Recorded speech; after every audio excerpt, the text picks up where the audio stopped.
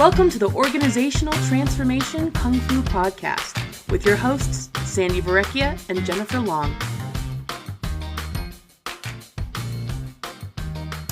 Welcome to Organizational Transformation Kung Fu, a podcast where we like to talk about organizations and the different strategies and tactics that they need to take to be better. And we like to call it OT Kung Fu for short, which is really around the discipline, the Kung Fu discipline of practice and patience in order to make change actually happen. And so I'm here today with Jen Long from Colorado, from Management Possible, aka now called Own Up, right? As you rebrand. Yay! Hi, how are you? After her wildly well-selling book, good-selling book, Own Up. So we're here today and we really want to talk about team, the purpose of team and team norms. And it's, early in 2023. So it's a really good time to really start talking about what does your team look like? What's the team health look like? How do you put some boundaries around your team and language around your team so that you work as effectively as possible, especially in times now when there's so much demand on individual teams and individual team members. And if you can work highly effectively together, you're so much better off. So I'm going to kick it over to Jen, who's really going to start talking about team norms. Team norms. Yes. As I like to say from the coaching perspective, when you say team, what are you talking about? So really, when I get with executives who are like, my team this and my team that, it's like, let's talk about team. When you say team, what do you mean? And what is the purpose of your team? And so this whole, when you're establishing team, right? Maybe you need to reestablish team. You've been calling yourselves team for a long time, but you're yet frustrated about how you all work together and the fact that not everybody's pulling their weight, or that some people, you're doing the 20% of the team is doing 80% of the lift. Right. So really, I'm going to help me out though, before you go into kind of that, what do you expect your senior executives to say when you say, well, what do you mean by team? Like, it seems like, well, clearly it's the people around me. Right. It's all the people that report to me. Uh-huh. Right. And why is that not right? Well, that's when I say, well, are they operating as a team, or is it just a collection of individuals? So when you say my team isn't operating as I want, let's get clear. Is it because they aren't driving shared results, shared understanding, or is it because you've got a couple of folks in your group of folks who aren't doing the things you expect them to do? Right. What does that mean? And getting the clarity in their mind around how they're actually seeing the issue. Is it a team thing? Or have you just got a couple of folks that report to you who you haven't spent the time with to really get clear on what needs to happen? Right. So instead of painting the entire group of people as a team issue, sometimes it's just a couple of people. And sometimes it is systemic within the team. Right. Yeah. They are deeply unsatisfied when they get together and have a meeting. They don't get out of the meeting what they want to get out of a meeting because they don't set themselves up to we can do the next podcast on meeting agendas, but they don't make decisions. They don't surface problems. They don't a lot of people who run a part of the business, but yet sit on a larger senior team don't ask for help.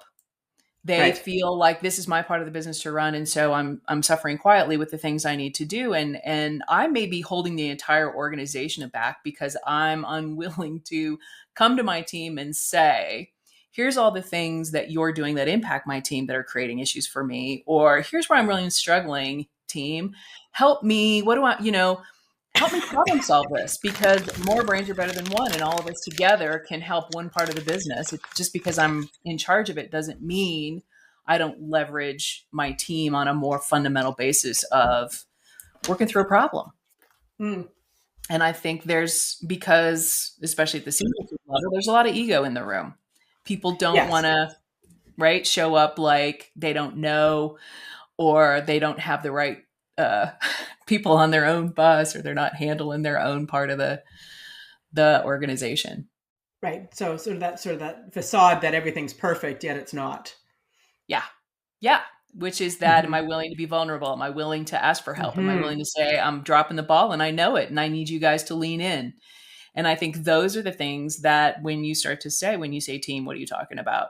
Because if I do have a team, I should be comfortable. I should feel confident that when I know I'm showing up poorly, I should be able to say, guys, I know I am the Mm-hmm. anchor right now that is weighing everyone down.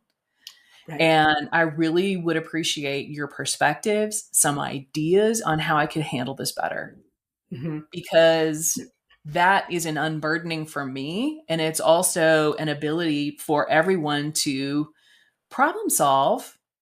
What I can't see sometimes might be, maybe I've got a blind spot, maybe I've got a bias, maybe I've got, I'm holding somebody on my team a little too precious who's really an underperformer and I need to let them go.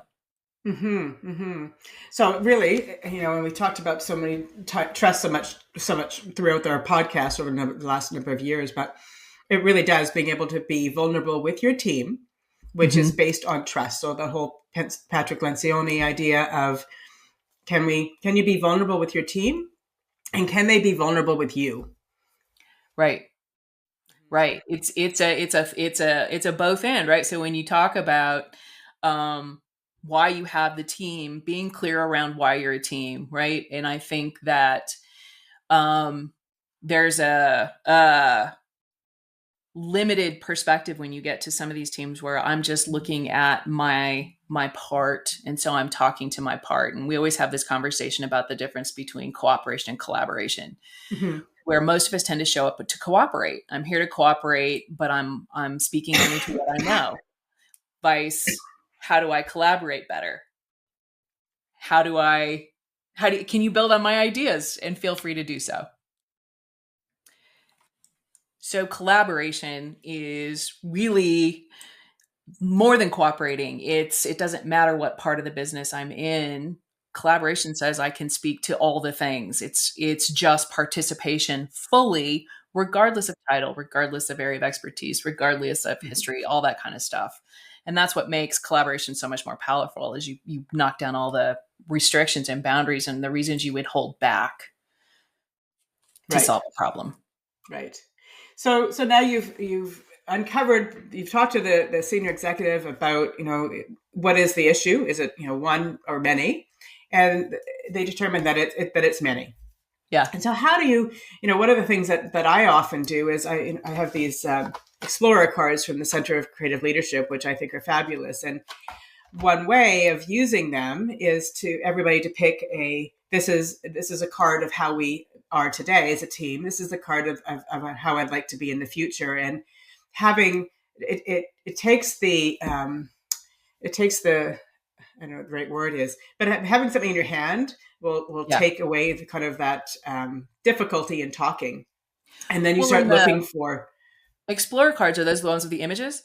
yeah, yeah, So they're fantastic. metaphor cards, right? So what it Yeah. does is it also forces you to use a part of your brain that you don't normally use, is you're connecting imagery, Hmm. putting language against it and how you're feeling about it, and putting that all into words, which I think is the hidden part of how you really see what you're experiencing and what you'd like to. And once you sort of acknowledge that, right? Once you can own how you're seeing it and feeling it, then it's so much easier to go, this is how, based on that, this is what I'm looking for.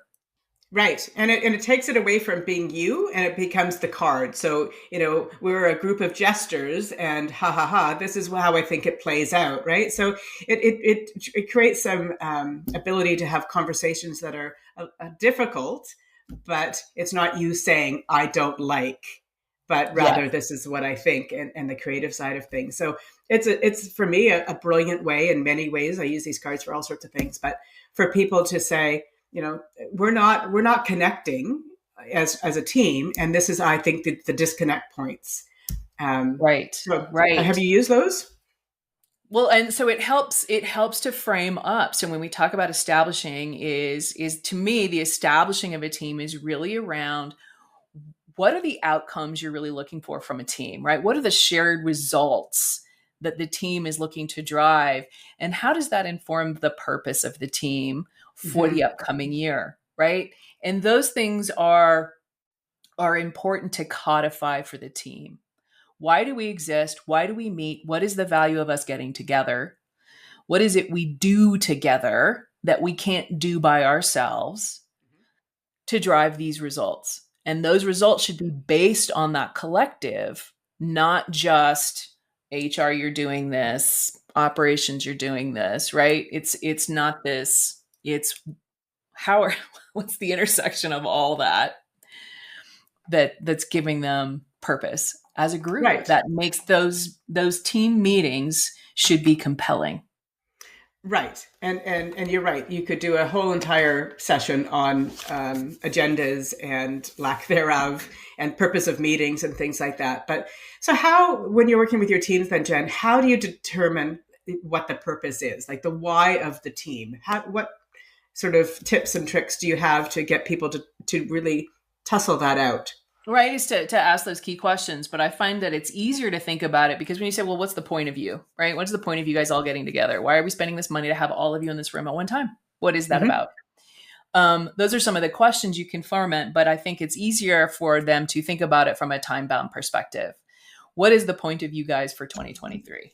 Okay. Why do you meet as a team? What are you doing for the business this year? Hmm. And I think that helps them start to understand what the purpose of a team is because sometimes you don't need a team. And so so HR, for example, they're going to have their team. They're going to have a purpose of a team. And they're also going to intersect and work with the operations team. Should they be getting together with the operations team and having the same conversations, or are they individual teams based on function? Well, I think it's teams of teams, right? And Mm. as a team, you have to be very clear on what your purpose is and who your stakeholders are, right? Which helps you start to understand because I think sometimes teams are too inclusive, right? In the name of inclusivity, we've got all these voices in the room, but then of You have course to we invite can't get everyone. anything done and we can't make decisions because we have so many perspectives. So Hmm. in our last podcast we talked about strategy. How are the teams in service of the strategy? How are you structuring your teams in service of a strategy? Yeah. And teams really are most effective when they are 5, 7, 10 people. Yeah. Maximum 10, right? Eight's Right? the sweet Maximum spot they 10, talk about. you get bigger than that, it starts to become cumbersome, difficult, takes forever, meetings fall apart, people aren't consistently at them, right? All that drama ensues. And so Hmm. if you're tight on why you're there and if you're compelling and clear in what you do when you meet, it becomes important that you're always in the meeting, right? That you get if when you've got a high functioning, high performing team, they're going to make decisions, and you have to trust they're going to make decisions at the meeting you can't show up at. Right. I think, And that the key to that though is people are at choice then. If you're clear on what is going to happen at that meeting, if you're invited, you can be at choice not to go if you think that you're not going to add value to that team meeting, right? So it's uh, that whole sense of you don't have to be at every single meeting just because you're invited. You don't have to be back to back meetings all day. And you hear that all the time. It's like I'm running from meeting to meeting. And thankfully, we're Zooming most of them. So you're not really running, but you're also right. not getting off your rear end Right. the entire But day when either, you miss right? the meeting, it means the team moves forward without you and you're committed because you're a team player regardless, right? So this goes into the team Yeah. norms is really getting clear on just because you've missed a meeting and maybe you've got high stakes in something. If you don't have a norm around you send your thinking in advance or you send your Hmm. thinking with a representative, right? Because it's that important that your voice be in the room or you take whatever decisions the team makes. And you You act don't with have one to go to voice the next after. meeting and drag it all back up because you missed Yeah. it. Yeah, yeah, that's a really important norm that says, once a decision's been made, the decision's been made, and whether regardless of who's in the room. Right. And Yeah, that level of team commitment demands a high level of trust that trust. those teams have your back, right? That they would not make a decision that would impact you in such a way, right? So that those are why the norms have to be there Hmm. because we are all busy and we're not all on just one team. right? Yeah. We could be on multiple teams based on project work, based on, where we sit in an organization and what we're trying to do. So understanding what it means to be a good teammate on each team and what I can expect from my teammates on each team. That's why the norms have to be made crystal, because Right. if I'm going to hold people accountable, if we're going to move forward, if we're going to be a performing team, we can't do it without norms. No. No, right? Because then we all assume. We all assume, and we know what happens when we assume. It's never ever good. So I assumed we were playing football. I'm dressed in my pads, in my helmet, and that's you're right. playing soccer. Yes. Yes. Exactly. One of the exercises I'm just doing with a team, we set the norms back in September, October. As a beginning of the year exercise through our coaching, I'm asking them to reflect on the team purpose and how they fit and are contributing to it, and then to rate themselves on how they are across the team norms as a level setting for 2023. So there's the collective team, but everybody's an individual team contributor around those norms. And are you doing the best you can, or are there areas that you're not doing so well? And that's been a great conversation about, I'm doing this, I'm doing that, I think I'm doing all of that, but I don't think I'm doing these ones really well. And these are the things I want to focus my attention on. Yes, yes. One of the best things I love, and there's a lot of team kind of models out there, and the one Sandy and I have worked with, that we've talked about in earlier podcasts, is the 5 behaviors, right? So the 5 behaviors model is a great model around team behaviors, around team norms, to say this is how we're going to roll. But there's also another model that I like to use, which is Peter Hawkins' 5 disciplines of a team. Mm-hmm. And one of the disciplines that I think is critical is learning. What are we learning from our teaming, right? Mm-hmm. And he's very explicit around team. Team is a noun. Teaming is a verb. Verb. Teaming is what you do. Teaming are the behaviors. Teaming are the norms. And you have to, at the end of your team sessions, take the time to self-reflect Yeah. as a team. Yeah. What is working for us? What is not working for us? So that the team norms become very functional team norms. And those might change year to year based on purpose and how you're working together. Mm-hmm. Or you get 2 new people on the team and you need to revisit and you need to learn. And what is the impact of the shift of team players? Yeah, no, absolutely. And I totally agree. I always encourage my teams to have on their agenda, have their team norms in there somewhere. So again, it's not like the strategy document that we've talked about in other ones where it sits in a drawer.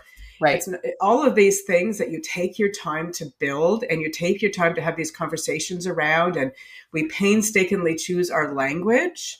And then you don't revisit them again because you're off to the races of doing something else. And I think Right. that is the downfall of so many of the things that we do in organizations, and teams are no different. You get busy and you get busy being busy, and you forget about the nature of team or teaming being Yeah. kind of that underpinning voice, if you will, or the what holds you together. Yeah, there are And always so, rules and structure, right? yeah. Team, like, think of it from a game perspective, Mm-hmm. because that's the whole analogy of team, right? Is a gaming container. Games have rules, games have structure. And when you onboard people into a team, they have to understand how to play. They have to play the game. And if they don't know the Absolutely. rules, they don't play well. And then they're annoying. And then you don't want them in there. Yeah.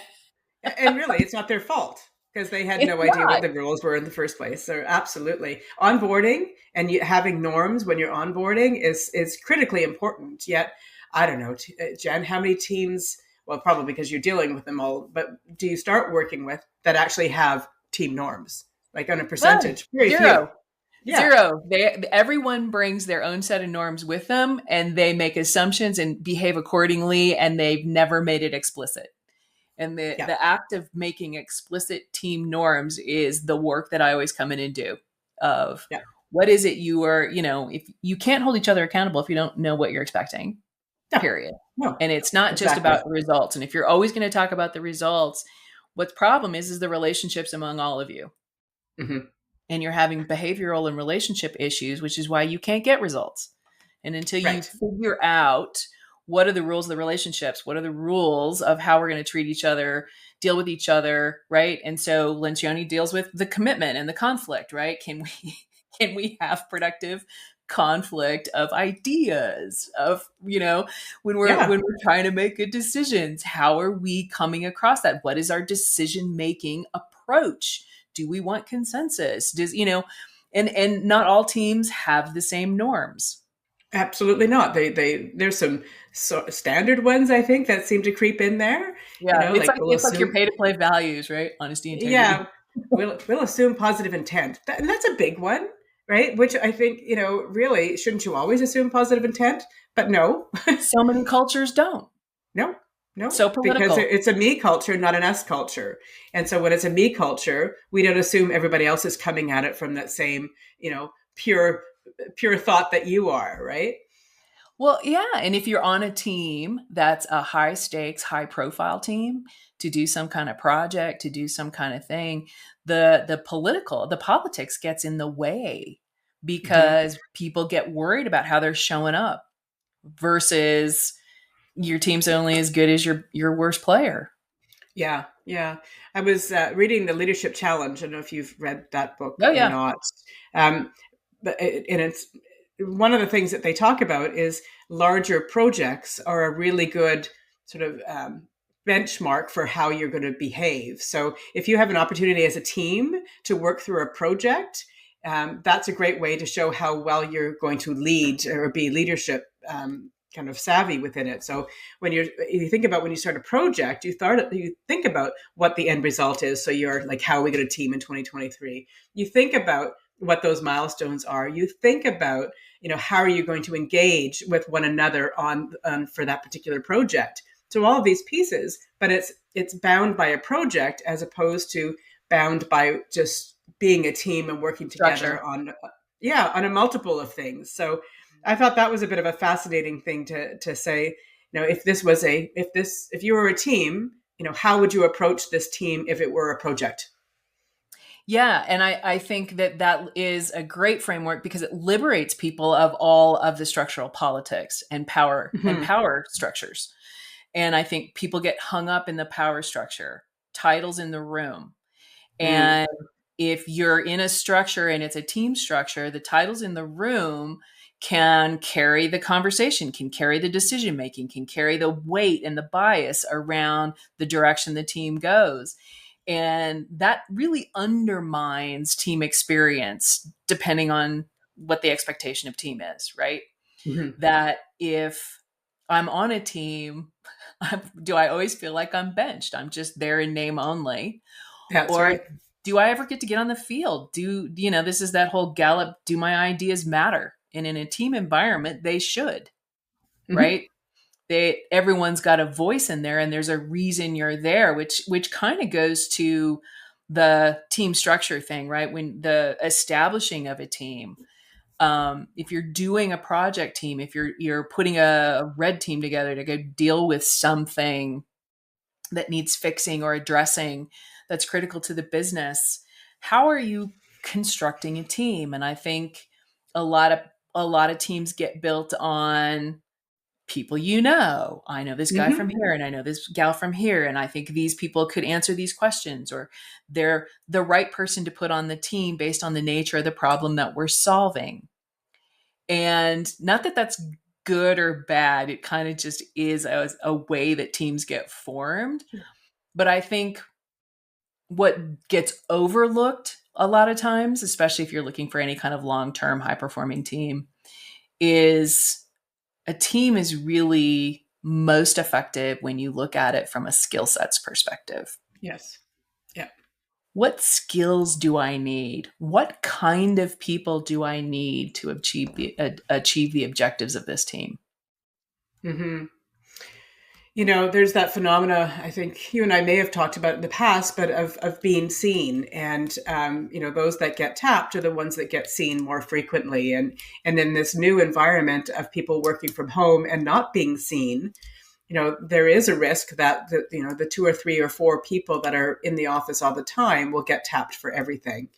And so, as leaders, I think when they're starting to think about these team structures and who they're putting and the skills that they need, really need to think outside of those that they see, versus those in the organization, and getting clear on what they want and starting to look for those people and asking people in the organization who has these skills that we're looking for, because they may not be known to you, right? Exactly. Exactly. And so part of the exercise when I work with some executives on team and teaming and the structure of it is to think of what the outcomes are and what kind of skill sets they really, really need to be. Right. And Mm-hmm. do they have the skill sets and the people that are on the team? So is some of the frustration with my teams not working is you don't have the right skill sets. You're Yes. missing one completely, or somebody's trying to do it, but they're just not the right person.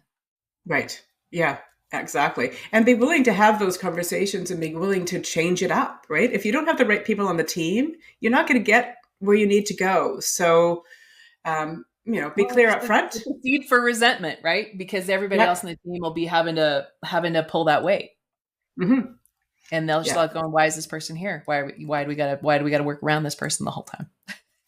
exactly. Right. And Exactly. and And we and don't that want that to happen. right, that's the team trust breaker, and that's the and we're all spending a lot of time dealing with that, and so that's where um accountability conversations are important and is important, so when Hmm. you're in the team in the learning mode, how often are you creating space for conversations amongst yourselves to say, here's the stuff that you do that really adds value, and saying that to everybody on your team, and Yep. here's the thing I struggle with you. Hmm. And can we go around the table and everybody say to me, Jen, here's the stuff we really have trouble with. Hmm.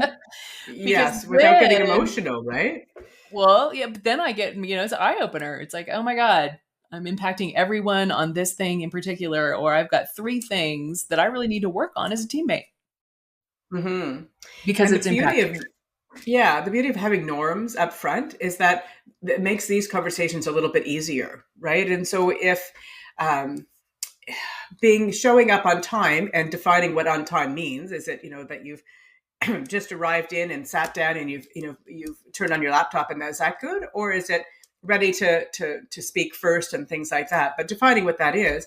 But if that is a team norm and somebody is doing the opposite to what you've decided, if you're struggling with that, there's words now that you have co-created to be able to have that conversation, and it makes it takes it the onus off of me struggling with it to we have decided as a team, and as a team you're not kind of adhering to that norm.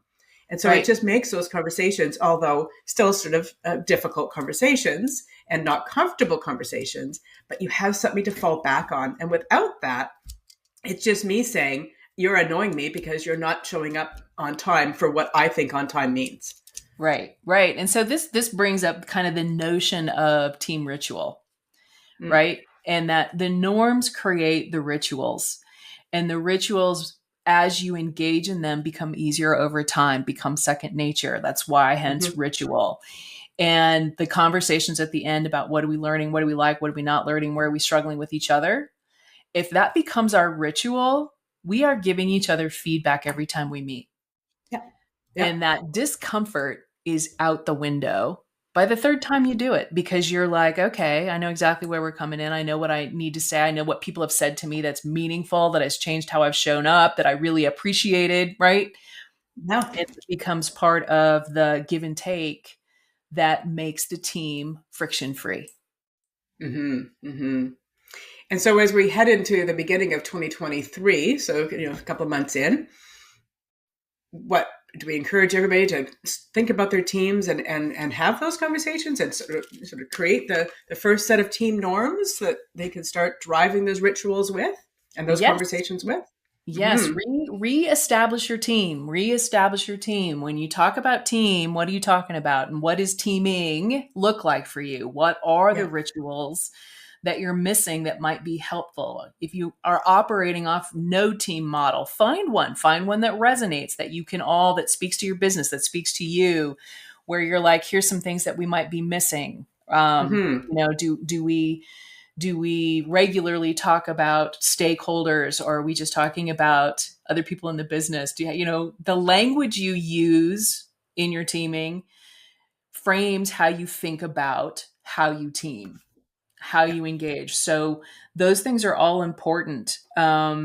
Are you doing not just shared outcomes for the team itself, but are you doing meaningful performance indicators as a team, right? Mm. How do we know we're doing well as a team? And what are our KPIs that are both leading and lagging? How do we Yeah. know we're cohesing? Is that a word? We're getting Cohesive. I cohesive. don't think so. I like it though. We're cohesing together. It's going to be the word for 23. Cohesing. Cohesing. You're right. Like, it is that, and again, tying to our last podcast around strategy is like our metrics, are they furthering the strategy as well? So how do we know that individually we're doing well? How do we know as a team we're doing well? How can we have conversations around that? And are we furthering the strategy of the organization or of our department or whatever it might be based on those KPIs that we've set? Right. Right? It should Right. all combine and all interconnect in some way. Like none of these things stand as an island. As an island, and they're visible, right? You and I made when we talked about our strategy. It's like it's a one pager. It should be dog-eared. Your team norms should be visible when you're in the room. Are they on the wall? Are they on the whiteboard? Do you have them sitting in front of you? Are they fresh? Right. Mm-hmm. Your key performance indicators when you're at the end in your ritual. Part of your ritual should always include how are we doing? What are we seeing? What are we not seeing? Yeah. We said this Yeah. was going to be one of our leading indicators. I don't see it. I don't see it happening. Is Mm-hmm. it a bad indicator or are we just not getting it done? Yeah. Yeah. And that is, how did our meeting go today, just in general? Like, did we have Yeah. a good agenda? Did we stay to our timelines? I've had many that have said, our meetings are just a bit of a hodgepodge and everybody wants to contribute and we're just talking over one another. And so they break them out. And so they have purpose for different meetings. So they have, morning huddles that are just about one particular thing, or just a weekend recap sort of idea, versus something that has concrete measurements in order to say this is this Specific meeting is, project. yeah. Yeah. Yeah. So clarity, you speak about it all the time, right? Clarity is key. Clarity around expectations, setting them in advance. It leads everybody to a much more successful, collaborative, collegial relationship. Absolutely. Absolutely. And team structure is the structure. It's everywhere. Mm-hmm. Um, so you're going to encounter it. So get good at it. And if you're on a team that's not good at it, get them on board, have the discussion and put it on the table. Don't just suffer a teaming experience that's not working because Yeah. you spend so much time dealing with those people. It's worth the effort, and it's a journey. So it's what's great about it is it's not like you have to get together and get it right the first time. You got to get together, talk about it, try it, look at it, move it forward, right? And Right. it's dynamic and it's messy, but it's well It's a worth. relationship. Yeah, it's a relationship. Relationships are messy, right? They Right. are 100% messy, and that's get good at. Embrace the suck, as Brene Brown would say. Yeah, exactly. So we're into 2023, spend some time on your team and defining what your team is, your teaming norms, revisit them. So create some rituals that give you space for talking about team. Are we doing well? Are we not? Individually, am I doing well? Or am I not? And creating space for that, and revisit it. It's not a one and done. Creating norms is not a one and done thing. It's really a living, breathing document, much like a strategy. And use it as an onboarding tool. Very effective onboarding tool to bring people along and up to speed earlier, so they don't have to guess what they're getting Exactly. themselves into. And see your teammates not just in their job roles, see them in their team roles. What skill set do they represent? Hmm. What is there based on who they are? How else do they contribute to the team? Some people are way more creative than others. Other people are way more pragmatic than others. That whole devil's advocate role. There's always Yeah. hopefully someone in the room who's asking all the wet blanket questions Yes, that get you exactly. to think, right? You've got to honor and understand what those roles are that everybody has so that you can lean in on that person on the things that they're really good at. and know what you're good at, know what your role is, not just your expertise. Yeah, and I think the other piece of that is that if it's not natural, name what the roles are. Role play those roles for a little while, right? So today, Jen, you're going to be the devil's advocate, right? We want you to Right. challenge us, and Right. it will become more commonplace as you play with it a little bit more. You're Jen. You're super creative. We really want to lean into your creativity today as we go through this messy problem, Yeah. Yeah, and we're going to and do allow brainstorming. people. So all the idea fountain people have to Yeah. be present. Yes, exactly. Now we're going to talk about numbers, and the rest of us can just not participate. Yeah. Who are the process people? Who are going to Yes, codify all the exactly. idea fountain people? Yeah, Yeah. So exactly. yeah. So if you haven't done anything with your team for a while, brand new year, great time to start thinking about what team looks like. You don't have to. It doesn't have to be the beginning of the year. Anytime is a good time to start thinking about what team looks like and your teaming norms and putting something on paper, something that people can kind of rally around, your rallying cry, if you will, and to be as successful as you can in terms of what it is you're trying to measure as a team. Exactly. Kung Fu. Time. Kung Fu. Discipline. All right. So I Excellent. guess that's it for us on teaming. And if you've got ideas, comments, whatever, we'd love to hear them. We'll be back at it again, and we'll talk to you soon. Meanwhile, all y'all enjoy your 2023. Bye, Jen. Bye. Thank you so much for listening. You can check out Sandi's website at satoriconsultinginc.ca. That's SATORI consultinginc.ca. And visit Jen's website at own-up.com. Thanks again, and we'll see you next time.